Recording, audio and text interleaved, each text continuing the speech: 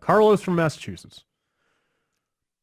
So 4 years on from the great Xbox One online-only scandal, how do we feel about things? So many games coming out now that are online-only, including the latest blockbuster Destiny 2, and I can't say I've seen much griping from the original protesters.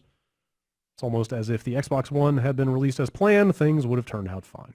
Well, keep in mind that those are games that are benefiting by being always online. Like the design of those games are such that they are designed to be that way. You're getting perks when your clanmates do stuff. Exactly. Like It's not like, hey, here's this completely offline single-player experience that we're forcing you to connect to the internet for.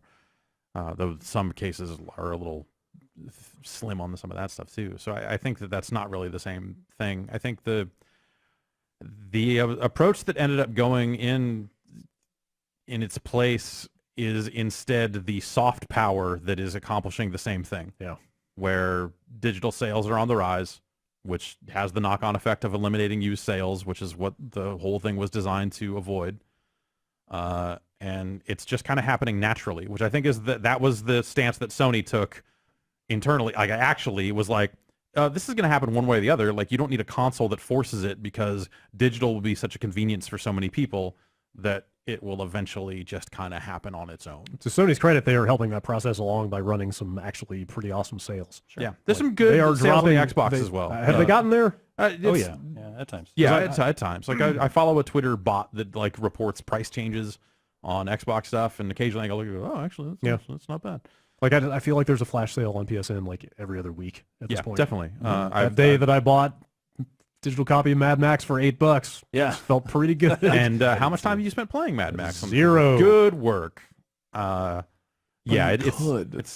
there. It's there. It's installed in the cloud. Eventually, I'll play until it gets revoked. I'll never. In the great DRM fire of 2022. Yeah.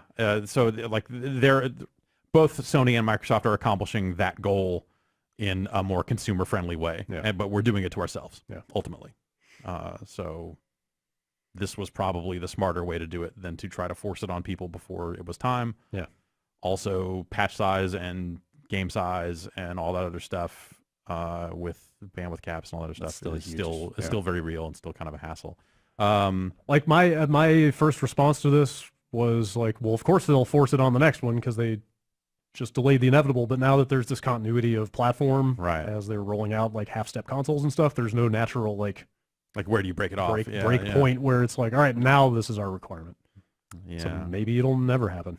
We'll see where we go. I mean, from here, we'll see what those next boxes even look like. To that end, there was some talk about intelligent delivery. A Microsoft.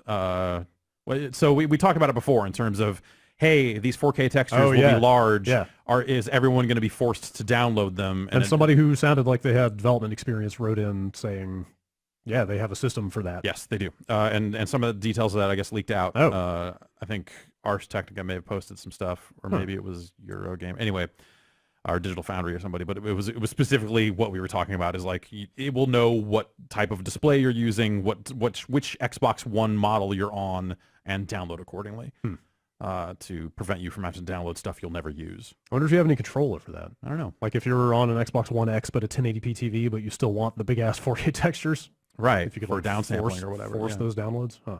I don't know.